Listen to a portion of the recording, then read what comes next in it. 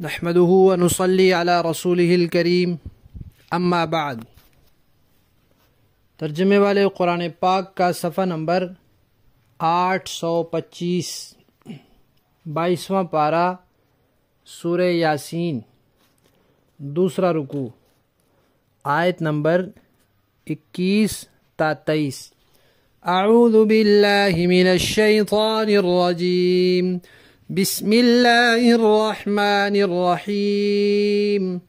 وجاء من أقصى المدينة رجل يسعى قال يا قوم اتبعوا المرسلين اتبعوا من لا يسألكم أجرا وهم مهتدون وما لي لا أعبد الذي فطرني وإليه ترجعون أأتخذ من دونه آلهة إن يردني الرحمن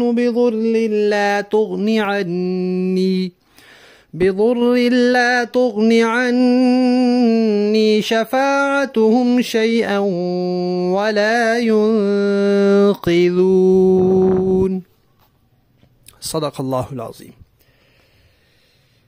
گزشتہ آیات سے بستی والوں کا قصہ چل رہا ہے کہ ان کے پاس قاصد آئے، رسول آئے، اور بستی والوں نے ان کو جھٹلایا۔ پہلے 2 آئے، پھر تیسرے آئے،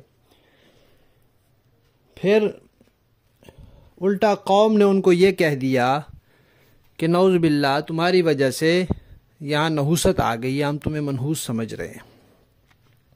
تو جواب میں انہوں نے کہا کہ تمہاری نحوست تمہارے اپنے ساتھ لگی ہوئی ہے، تمہارے اپنے اعمال کی وجہ سے ہے، تم تو حد سے بڑے ہوئے لوگ ہو۔ ہم تمہیں صحیح بات کی نصیحت کر رہے ہیں اور تم کہتے ہو ہم تمہیں پتھر مار مار کے ختم کر دیں گے۔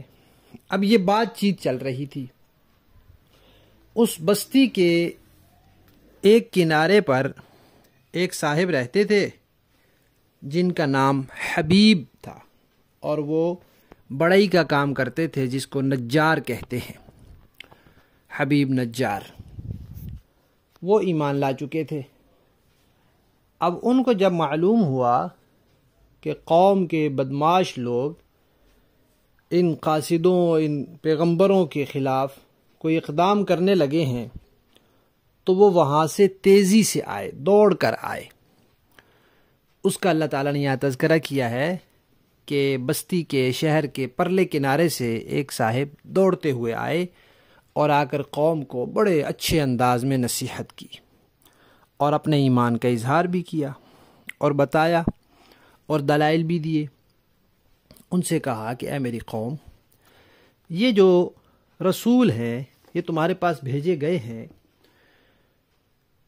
ان پر تم ایمان لے آؤ، ان کی اتباع کرو۔ یہ ایسے لوگ ہیں جو جس چیز کی دعوت دے رہے ہیں خود اس پر پوری طرح عمل پیرا ہیں، ان کے عقیدے ٹھیک ہیں، ان کے اعمال ٹھیک ہیں، ان کے طور اطوار ٹھیک ہیں، ان کے اخلاق کتنے اچھے ہیں۔ اور پھر دیکھو یہ دن رات تبلیغ میں لگے ہوئے ہیں اور اس پر تم سے کوئی اجرت نہیں لے رہے، اور یہ خود صحیح راستے پر ہیں۔ تو ان کی کوئی غرض نہیں ہے، کوئی ذاتی غرض نہیں ہے تمہیں دعوت دینے سے کہ تم ایمان لے آؤ تو اس سے ان کو کوئی سرداری مل جائے گی یا مال مل جائے گا، ایسی کوئی غرض نہیں ہے۔ اور پھر جس راستے کی یہ دعوت دے رہے ہیں وہ راستہ بھی بالکل سیدھا ہے۔ تو ایسے بے لوث قسم کے لوگ جب دعوت دے رہے ہیں تو کیوں نہیں پھر ان پر تم ایمان لاتے، اور کیوں نہیں تم ان کی اتباع کرتے؟ پھر لوگوں نے اس کو کہا ہاں بھائی تو ایمان لے آیا؟ تو اس نے کہا کیوں نہیں، مجھے کیا ہے کہ میں اس ذات کی عبادت کیوں نہ کروں جس نے مجھے پیدا کیا۔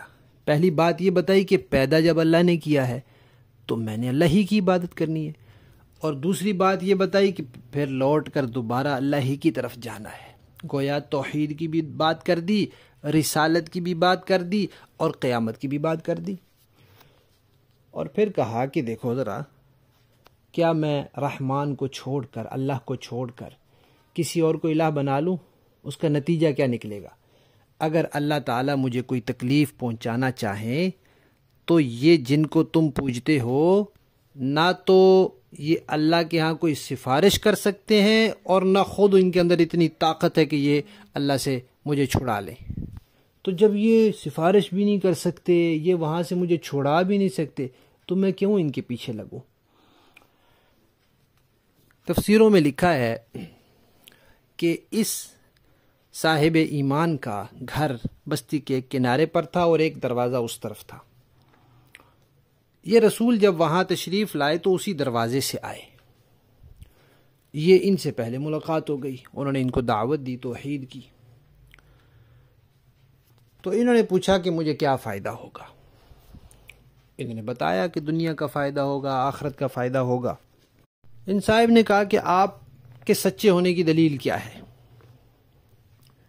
ان قاصدوں نے، رسولوں نے کہا یہ صاحب بیمار تھے اور کہتے ہیں کہ 70 سال سے ایک مرض میں مبتلا تھے اور اپنے ان بتوں سے شفا مانگ رہے تھے اور شفا نہیں مل رہی تھی۔ تو ان رسولوں نے اللہ کے حکم سے ان کو کہا کہ آپ ایمان لے آئیں، اللہ تعالیٰ سے دعا کریں، اللہ تعالیٰ آپ کو صحت یاب فرما دیں گے۔ انہوں نے کہا میں 70 سال سے دعا مانگ رہا ہوں، اللہ تعالیٰ مجھے ایک دن میں کیسے ٹھیک کر دیں گے؟ انہوں نے کہا اللہ تعالیٰ ہر چیز پر قادر ہے۔ تو یہ صاحب ایمان لے آئے اور اس کے بعد دعا کی تو یہ بالکل تندرست ہو گئے۔ تو اس لیے ان کا ایمان بہت پکا اور پختہ ہو گیا، یقین پختہ ہو گیا۔ تو اس وقت پھر آ کر انہوں نے قوم کو یہ باتیں کہی۔ اس کے بعد پھر قوم نے ان کے ساتھ کیا سلوک کیا، یہ انشاءاللہ اگلے سبق میں آئے گا۔ لفظی معنی دیکھیے، وجاء اور آیا، من اقصى المدینہ، اقصیٰ کا معنی ہے، مدینہ کا معنی ہے شہر، اقصیٰ کا معنی ہے دور۔ شہر کے دور سے یعنی پرلے کنارے سے ایک صاحب تشریف لائے، رجل، ایک آدمی آیا، ایک صاحب آئے، یسعی، تیزی سے دوڑتے ہوئے آئے۔ قالا، انہوں نے کہا، یا قومی، اے میری قوم، اتبعو، اتباع کرو، پیروی کرو، المرسلین، ان رسولوں کی۔ اتبعو، تم اتباع کرو، من، ایسے لوگوں کی، لا یسألو، جو نہیں سوال کرتے، جو نہیں مانگتے، کم، تم سے، اجرن، کوئی اجرت، وہم، اور یہ لوگ، مہتدون، ہدایت یافتہ بھی ہیں۔ وما لیا، اور کیا ہے مجھے، لا اعبدو، کہ میں عبادت نہ کروں، الذی، اس ذات کی جس نے، فطرہ، پیدا کیا، نی، مجھے، وإلیہ، اور اسی کی طرف، ترجعون، تم سب لوٹائے جاؤ گے۔ یہاں پہلی بات اپنے اوپر رکھ کر کہی کہ میں کیوں نہ عبادت کروں اللہ کی، اور دوسری بات سب کی طرف کہ بھئی صرف میں نے نہیں اللہ کے پاس جانا، تم سب نے اللہ کے پاس جانا ہے۔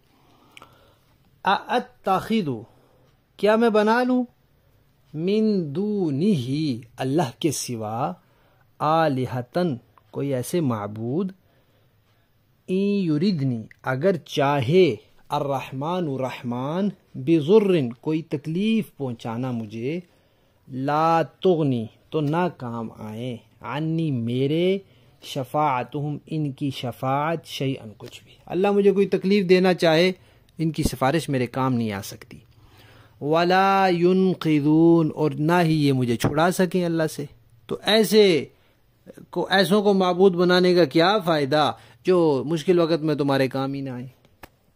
با محاورہ دیکھیں جی، وجاء من اقصى المدينة رجل يسعى قال يا قوم اتبعوا المرسلين، اور شہر کے پرلے علاقے سے ایک صاحب دوڑتے ہوئے آئے، انہوں نے کہا کہ اے میری قوم کے لوگوں، ان رسولوں کا کہنا مان لو، اتبعوا من لا يسألكم اجرا وهم مهتدون، ان لوگوں کا کہنا مان لو جو تم سے کوئی اجرت نہیں مانگ رہے اور یہ صحیح راستے پر ہیں۔ وَمَا لِيَ لَا أَعْبُدُ الَّذِي فَطَرَنِي وَإِلَيْهِ تُرْجَعُونَ، اور بھلا میں اس ذات کی عبادت کیوں نہ کروں جس نے مجھے پیدا کیا ہے اور اسی کی طرف تم سب کو واپس بھیجا جائے گا۔ أَأَتَّخِذُ مِن من دونه آلهة إن يردني الرحمن بضر لا تغن عني شفاعتهم شيئا ولا ينقذون. بھلا کیا اسے چھوڑ کر میں ایسوں کو معبود مانوں کہ اگر خدا رحمان مجھے کوئی نقصان پہنچانے کا ارادہ کر لے تو ان کی سفارش میرے کسی کام نہ آئے اور نہ یہ مجھے چھڑا سکیں. صدق اللہ العظیم. ان صاحب ایمان کے واقعے سے ہمیں سبق یہ ملتا ہے کہ انسان کے بڑے، ان کے پیشوا جب کسی مشکل میں ہوں تو پھر ان کے کندھے کے ساتھ کندھا ملا کر کھڑے ہو جانا چاہیے، اور چاہے اپنی جان کا نذرانہ پیش کرنا پڑے انسان کو، ایسے موقع سے پیچھے نہیں ہٹنا چاہیے. اس پر اللہ تبارک و تعالیٰ کی طرف سے جو انعامات ملتے ہیں